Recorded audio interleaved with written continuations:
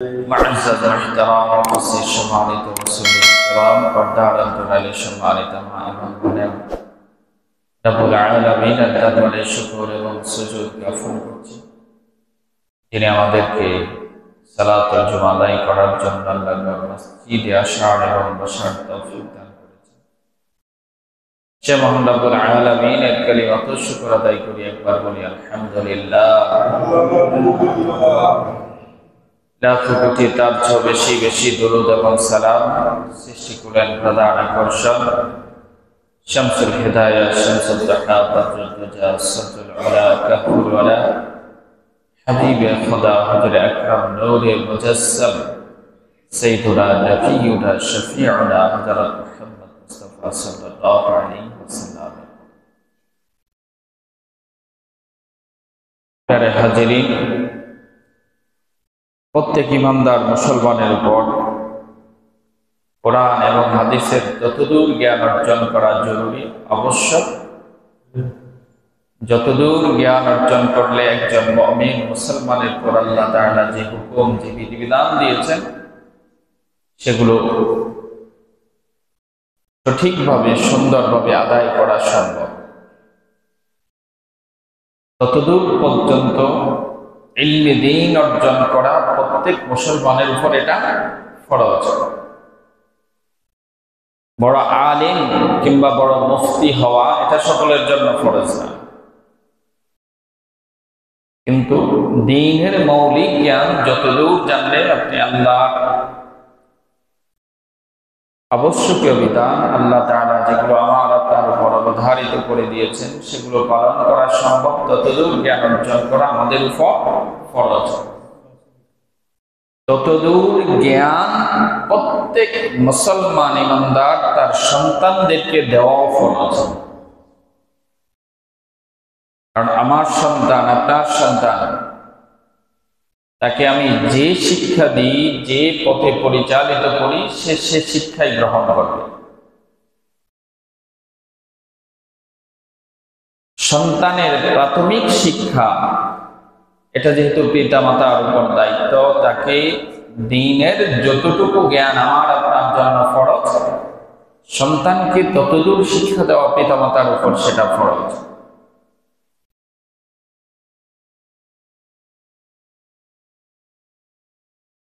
আজকে আমরা এই সম্পর্কিত কিছু আলোচনা করব। দ্বীনের নির্ধারিত ফরজিয়াতের বাহিরে দ্বীনের উপর পাণ্ডিত্য অর্জন করা, দ্বীনের উপর জ্ঞান অর্জন করা, এটারও বিশেষ ফজিলত, বিশেষ গুরুত্ব রয়েছে। এই জ্ঞান, এই বুঝ, দ্বীন সম্পর্কে বোঝার মতো ক্ষমতা, বোঝার মতো জ্ঞান আল্লাহ তাআলা সকলকে দান করেন না। আমাদের দেশে, আমাদের সমাজে অনেক বুদ্ধিজীবী, অনেক জ্ঞানী গুণী, অনেক বিজ্ঞানী, অনেক কিছু আছে, দুনিয়ার অনেক জ্ঞান অর্জন করেছে, কিন্তু দ্বীন বোঝার মতো ক্ষমতা আল্লাহ তাআলা তাকে দেন নাই। আছে না অনেক?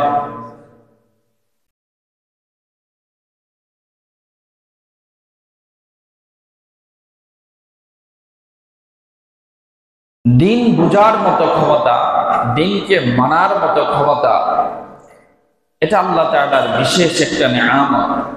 এটা আল্লাহ তাআলা সকল বান্দাকে দান করেন না, যাকে পছন্দ করেন তাকে দান করেন। যেমন আল্লাহ তাআলা কুরআনুল কারীমের মধ্যে ইরশাদ করেন, ইউতিল হিকমাতা মান ইয়াশা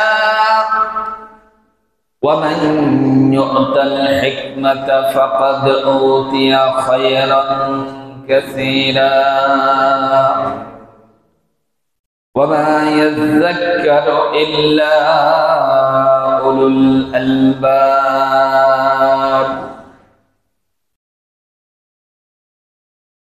আল্লাহ তাআলা ইরশাদ করেন, ইউতিল হিকমাতা মান ইয়াশা, আল্লাহ তাআলা যাকে ইচ্ছা করেন হিকমত তথা দ্বীনের বিশেষ জ্ঞান দান করেন।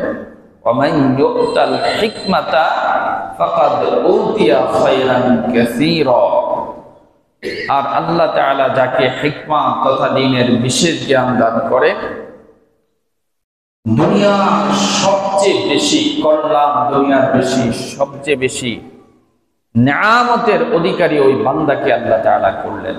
সুবহানাল্লাহ।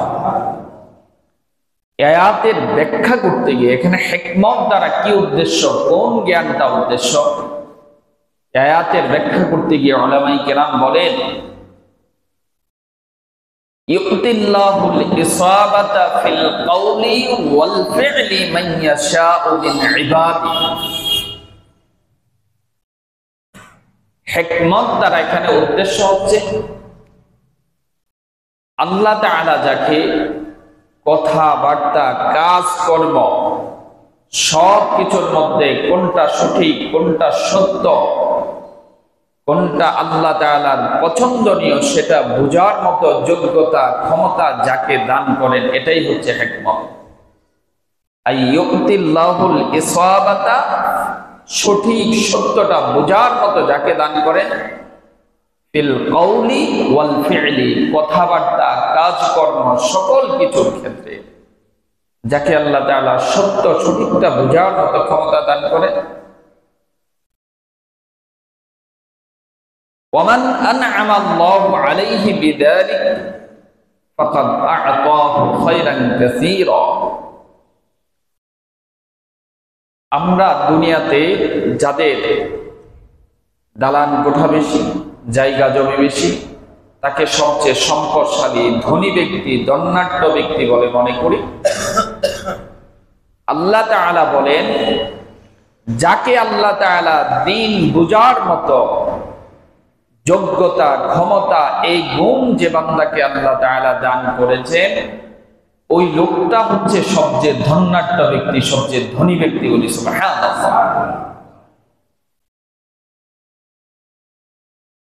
আপনার হাজার হাজার কোটি কোটি টাকার সম্পদ আছে, বাড়ি গাড়ি আছে, কল কারখানা আছে, সব কিছু আছে, কিন্তু দিন বুঝার মতো জ্ঞান নাই। আপনার মতো বান্দার আল্লাহর কাছে 2 পয়সার মূল্য নাই।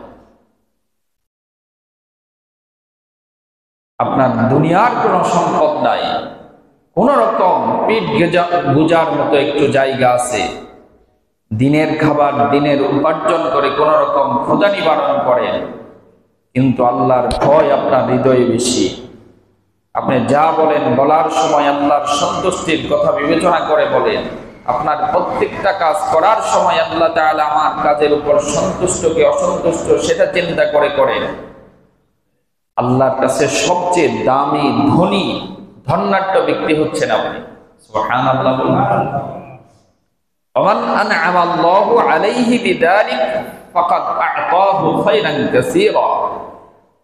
আয়াতের ব্যাখ্যা করতে গিয়ে উলামায়ে কেরাম বলেন, যাকে দ্বীন বুঝার মতো, দ্বীন জানার মতো এই নিয়ামত, এই সম্পদ যাকে দান করেছে, যে সব কাজে আল্লাহকে ভয় করে, যার হৃদয়ে আল্লাহর ভয় সবচেয়ে বেশি, যে কথা বলার সময় আল্লাহর ভয় নিয়ে কথা বলে, কাজ করার সময় আল্লাহর ভয় নিয়ে কাজ করে, ওই ব্যক্তি হচ্ছে আল্লাহ তাআলার পক্ষ থেকে ওই হিকমত তথা নিয়ামত প্রাপ্ত।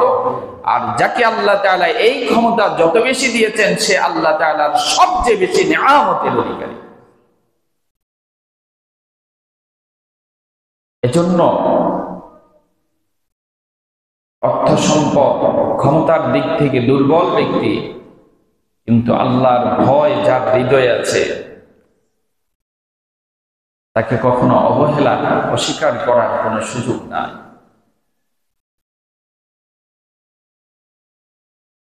তাকে কখনো টিটকারি করা, নিন্দা করা, এগুলো উচিত না।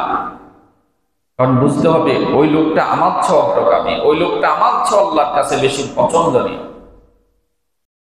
ওমা ইয়াতাযাক্কারু হাযা ওয়া ইয়ানতাফিউ বিহি ইল্লা আসহাবুল উকুলিল মুস্তানীরা। এরপর মুফাসসিরিনে কেরাম বলেন যে এই যে আল্লাহ তাআলাকে চেনার ক্ষেত্রে, বোঝার ক্ষেত্রে, দ্বীনকে বোঝার ক্ষেত্রে, চেনার ক্ষেত্রে, জানার ক্ষেত্রে এই জ্ঞান কারা উপলব্ধি করতে পারবে? যাদেরকে আল্লাহ তাআলা সুস্থ হৃদয় দান করেছেন, সুস্থ মস্তিষ্ক দান করেছেন, তারা শুধু এই জ্ঞান দ্বারা উপকৃত হতে পারবে। আমাদের সমাজে অনেক লোক আছে যে কোরআন হাদিস ভালো জানে কিন্তু ভালো আমল করে না, সে অনুযায়ী আমল করে না।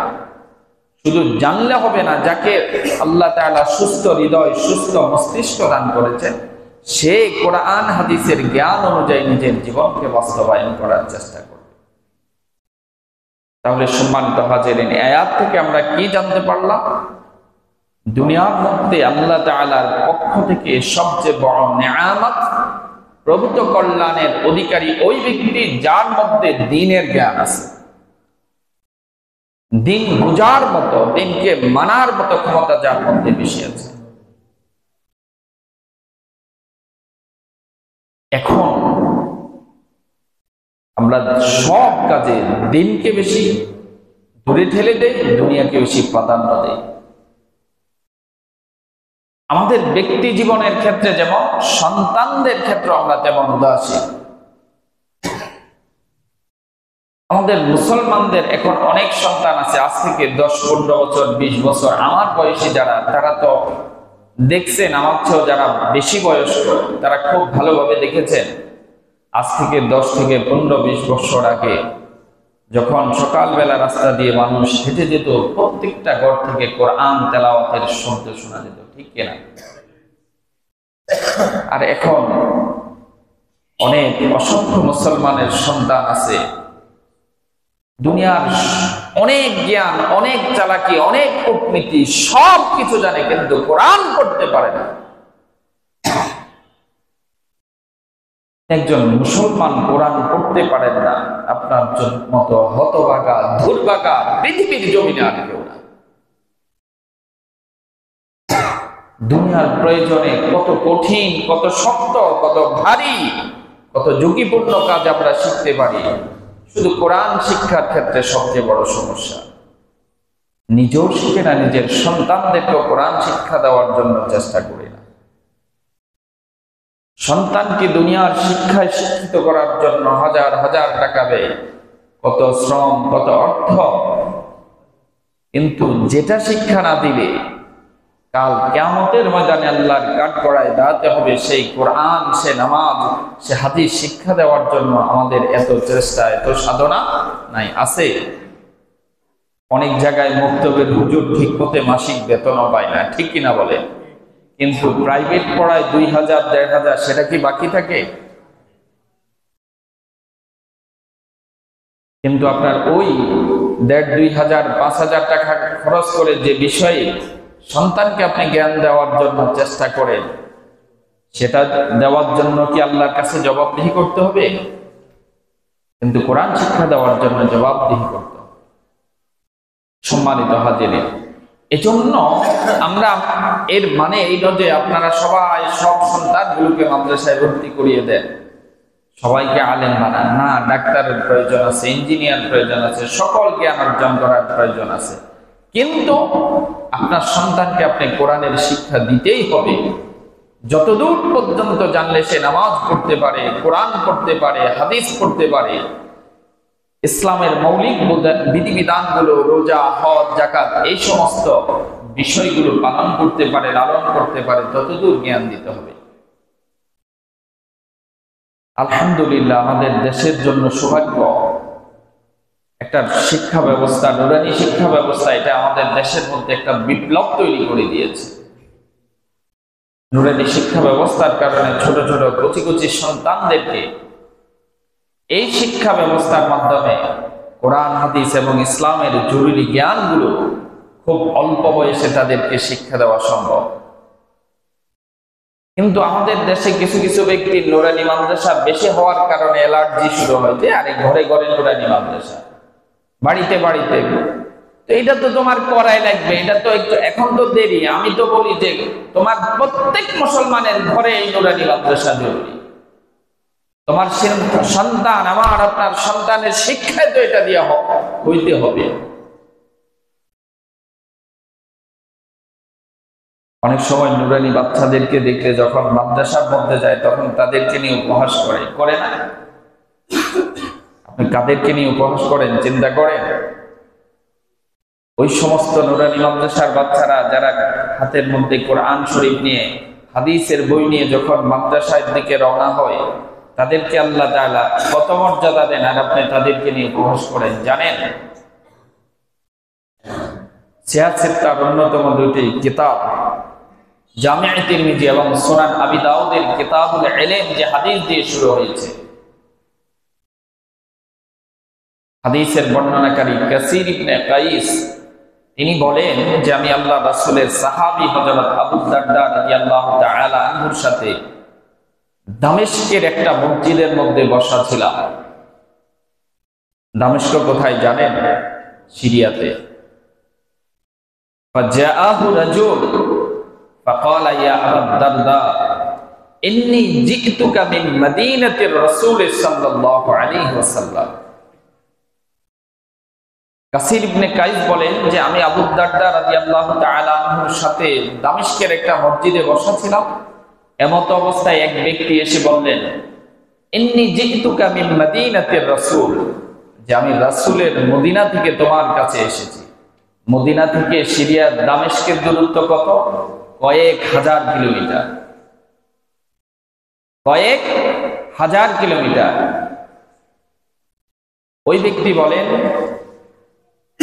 লিহাদিসিন মা জিতু লিহাজা, যে আমি অন্য কোন প্রয়োজনে আসি না, শুধু শুনছি যে তুমি একখানা হাদিস বর্ণনা করো, এই হাদিসটা শোনার জন্য আমি মদিনা থেকে, রাসূলের মদিনা থেকে সিরিয়ার দামেস্কে এসেছি। সুবহানাল্লাহ বলবেন না? মা জিতু লিহাজা, আমার অন্য কোনো কাজ নাই, অন্য কোনো প্রয়োজন নাই, শুধু একটা হাদিস তুমি বর্ণনা করো, এটা জানার জন্য, শোনার জন্য আমি এসেছি। সাইয়্যিদুনা আবু দারদা ওই ব্যক্তিকে লক্ষ্য করে বললেন, فإني سمعت رسول الله صلى الله عليه وسلم يقول, তুমি যে হাদিস খানা শোনার জন্য নবীর মদিনা থেকে সিরিয়ার দামেস্ক পর্যন্ত এসেছো, সে হাদিস খানা হচ্ছে এই হাদিস, فإني سمعت رسول الله صلى الله عليه وسلم يقول, আমি আল্লাহর রাসূলকে বলতে শুনেছি, মান সালাকা তরিকান ইয়াতলুবু ফীহি ইলমা, যে ব্যক্তি কোরআনের জ্ঞান অর্জন করার জন্য, কোরআন হাদিস শিক্ষা করার জন্য, দ্বীনের ইলম অন্বেষণ করার জন্য ঘর থেকে বের হয়, সালাকাল্লাহু বিহি তরিকাম মিন তুরুকিল জান্নাহ, আল্লাহ তাআলা তার জন্য জান্নাতের পথসমূহ থেকে একটি পথ খুলে দেন।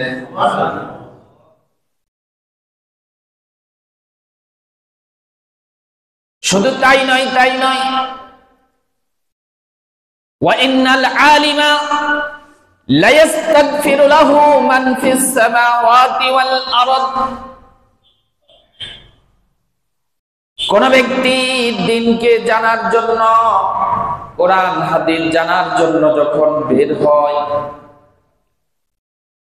আসমান এবং জমিনের মধ্যে যা কিছু আছে সব কিছু ওই বান্দার জন্য ক্ষমা প্রার্থনা করতে থাকে। ওয়াল হিতানু ফি জাওফিল মা, শুধু আসমানের নিচে, জমিনের উপরের পানি নয়, বৃক্ষলতা নয়, সমুদ্রের মধ্যে যত প্রাণী আছে তারা আল্লাহর কাছে ওই বান্দার জন্য ক্ষমা প্রার্থনা করতে থাকে।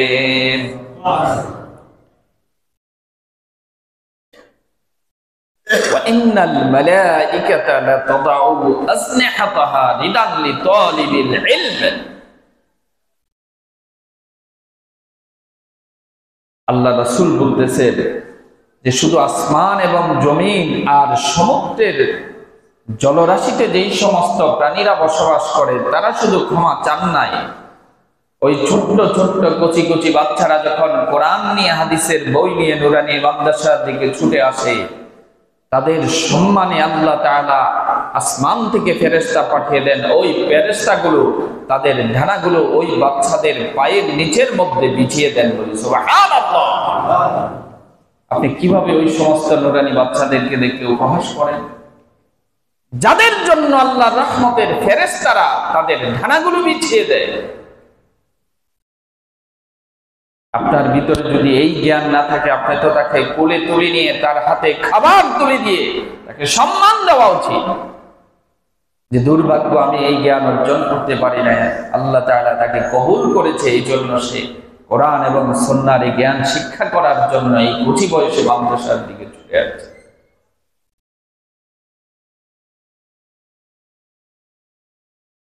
বন্ধুরা আমার, এরপর বিশ্বনবী বলে, وَإِنَّ فَضْلَ الْعَالِمِ عَلَى الْعَابِدِ كَفَضْلِ الْقَمَرِ لَيْلَةَ الْبَدْرِ عَلَى سَائِرِ الْكَوَاكِبِ। যে আকাশের লক্ষ লক্ষ কোটি কোটি নক্ষত্রের উপর মাঝে পূর্ণিমার চাঁদটাকে সবচেয়ে সুন্দর সমুজ্জ্বল ভাবে দেখা যায় না, লক্ষ লক্ষ তারকা বেশি দেখা যায়? কোনটাকে দেখা যায়? পূর্ণিমার চাঁদটাকে, পূর্ণিমার চাঁদের উজ্জ্বলতা সবচেয়ে বেশি না কোটি কোটি তারকার উজ্জ্বলতা বেশি? কথা বলেন। চাঁদের উজ্জ্বলতা বেশি। আল্লাহ রাসূল বলতেছে, ওই ছোট্ট শিশু যে দিন অর্জন করার জন্য মাদ্রাসার দিকে ছুটে আসে, তার মর্যাদা যে সারাদিন রোজা রাখে আর সারা রাত দাঁড়িয়ে দাঁড়িয়ে নামাজ আদায় করে, ওই আবেদ ব্যক্তির উপর ওই কোরআন এবং হাদিসের জ্ঞান অন্বেষণকারী ওই ছোট্ট শিশুটার মর্যাদা লক্ষ লক্ষ কোটি কোটি তারকার মাঝে পূর্ণিমার চাঁদের মর্যাদা যেমন, ওই আবেদ ব্যক্তির উপর ছোট্ট শিশুটির মর্যাদাটাও তেমন। বলি সুবহানাল্লাহ।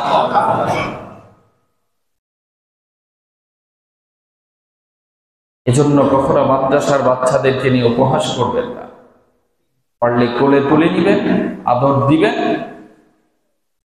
খাবার তুলে দিবেন, সম্মান করবেন। তাদেরকে আল্লাহর আসমানের ফেরেশতারাও সম্মান করে, আল্লাহও সম্মান দেয়, সমস্ত পৃথিবীর সকল মাখলুকাত তাদেরকে সম্মান দেয়। সম্মানিত হাজিরিন, এজন্য কখনো নুরানি মাদ্রাসা নিয়ে উপহাস করবেন না। আপনার এত অ্যালার্জির প্রয়োজন নাই যে বাড়িয়ে বাড়িয়ে এক জায়গায় এত নুরানি মাদ্রাসা। এটা প্রত্যেক বাড়িতে বাড়িতে মাদ্রাসা খুলেন, আগে 2-4 বছর কোরআনের শিক্ষা দিয়ে তারপর আপনি ডাক্তার, ইঞ্জিনিয়ার যা মন চায় তা বানান। আপনি দুনিয়ার সব শিক্ষা দিলেন, কিন্তু বাচ্চাকে কোরআন হাদিস পড়ার মতো, নামাজ পড়ার মতো, রোজা রাখার মতো জ্ঞান যদি তাকে শিক্ষা না দিতে পারেন, কাল কিয়ামতের ময়দানে আপনি তো বাবা বলে পরিচয় দেওয়ার ক্ষমতা রাখবেন না। ওই সন্তান তো আপনাকে মারিয়ে তারপর জাহান্নামের দিকে টেনে নিয়ে যাবে।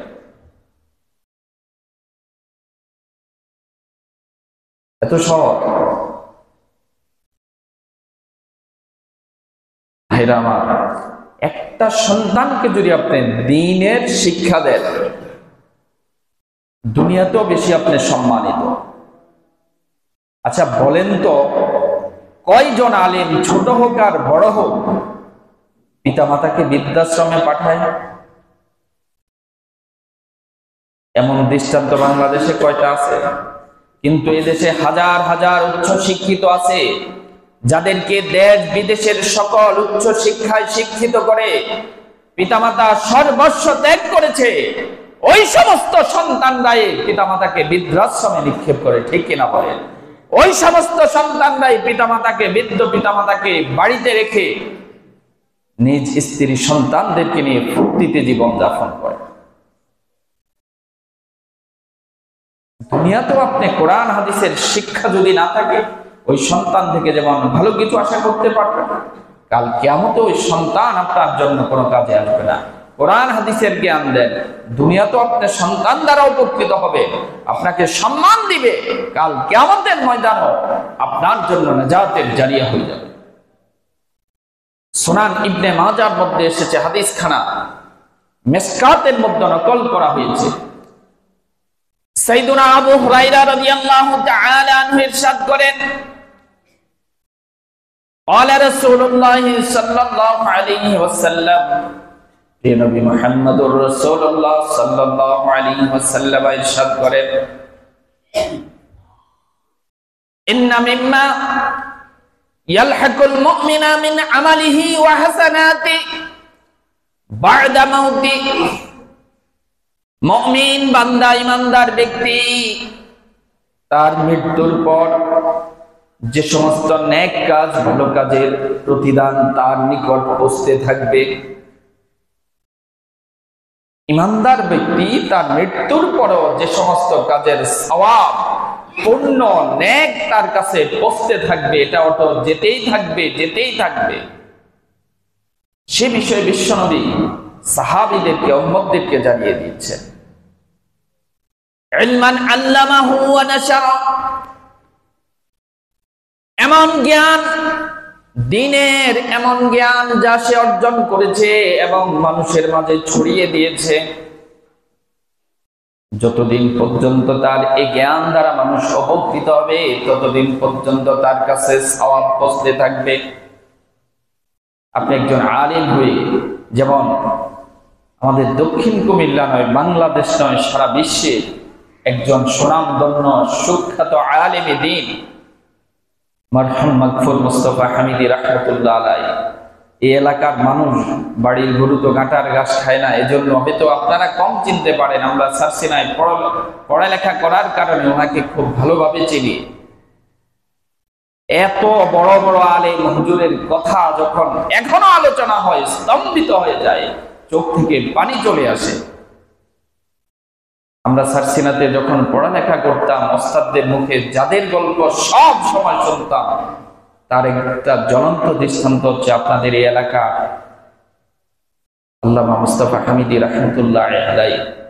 আল্লাহ তাআলা হুজুরকে জান্নাতের উচ্চ মাকাম নসিব করুন, সকলে বলি আমিন।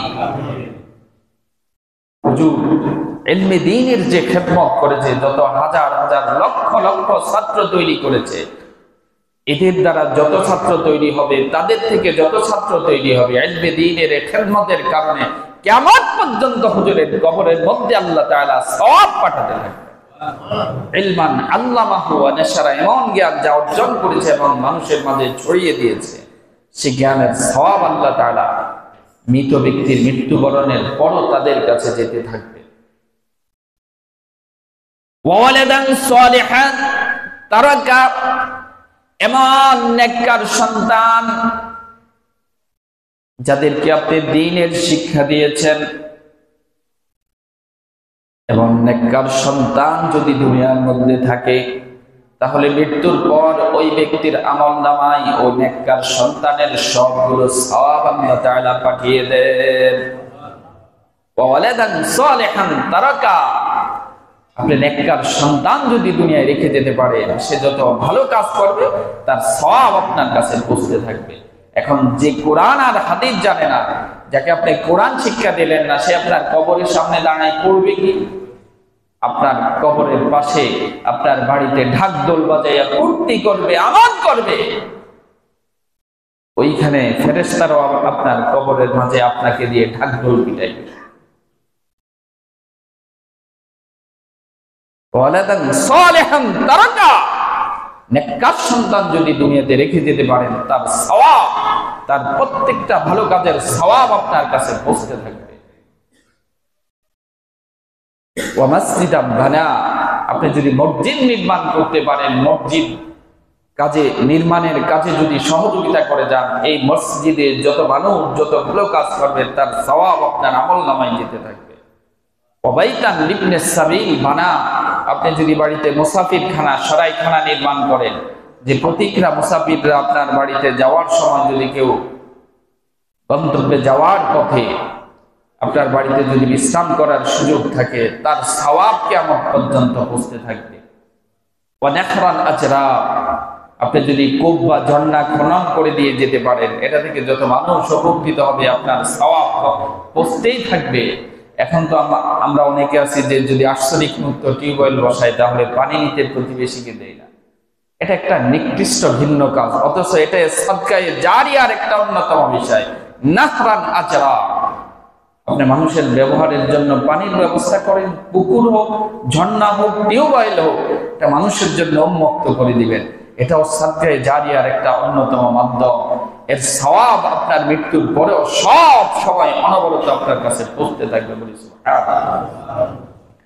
আল্লাহ তাআলা আমাদেরকে দুনিয়ার যা কিছু শিক্ষা গ্রহণ করি, সন্তানদেরকে যা কিছু শিখাই, হালাল বৈধ সব কিছু করতে পারেন, কিন্তু সন্তানকে অবশ্যই কোরআন এবং সুন্নাহর ততদূর জ্ঞান আমাদেরকে শিক্ষা দিতে হবে যতদূর জ্ঞান অর্জন করলে সে আল্লাহ এবং তার রাসূলকে চিনবে এবং তাদের আদর্শ আল্লাহর নির্দেশিত বিধানগুলো পালন করতে পারবে। ততদূর পর্যন্ত আমার আপনার উপর সন্তানকে শিক্ষা দেওয়া ফরজ। অন্যথায় কাল কিয়ামতের ময়দানে, দুনিয়া তো আমাদেরকে লাঞ্ছিত হতে হবে, কিয়ামতের ময়দানে আল্লাহর কাছে আসামি হতে হবে। আমরা প্রত্যেকের সন্তানকে, এখন অনেকে বলতে পারেন যে ছোটবেলায় শিক্ষা দেন, ছেলে তো বড় হয়ে গেছে, 1 বছর পড়ালেখা বন্ধ করে দেন, আগে কোরআন শিক্ষা দেন, আগে কোরআন পড়ার মতো জ্ঞান দান করেন, নামাজ শিক্ষা দেন। ছেলে ডাক্তার হলে, ইঞ্জিনিয়ার হলে আপনার কাছে আসতেও পারে, নাও আসতে পারে। কোরআন শিক্ষা দেন, কবরের পাশে দাঁড়ায় অবশ্যই জিয়ারত করুন। আল্লাহ তাআলা আমাদের সকলকে তৌফিক দান করুন। আপনাদের পাশে যে প্রতিষ্ঠান আছে, এটা নিয়ে কেউ এত অ্যালার্জির দরকার নাই। যত প্রতিষ্ঠান ঘরে ঘরে নুরানি মাদ্রাসা খোলেন, আপনার টাকা আছে বাড়িতে খোলেন, 10 জন দিয়ে একজন হুজুর রাখি পড়ান, কাজে আসবে। কোরআন শিক্ষা এই সমস্ত প্রতিষ্ঠানের কেউ বিরোধিতা করবেন না, সন্তান দিয়ে যেভাবে পারে সহযোগিতা করবেন। আল্লাহ তাআলা এই প্রতিষ্ঠানগুলো টিকে থাকলে দুনিয়াতে যেমন উপকৃত হবেন, কাল কিয়ামতের ময়দানে সাদকায়ে জারিয়া হিসেবে আপনার আমলনামায় সওয়াব পৌঁছে যাবে। আল্লাহ তাআলা আমাদের সকলকে তৌফিক দান করুন। আসসালামু আলাইকুম।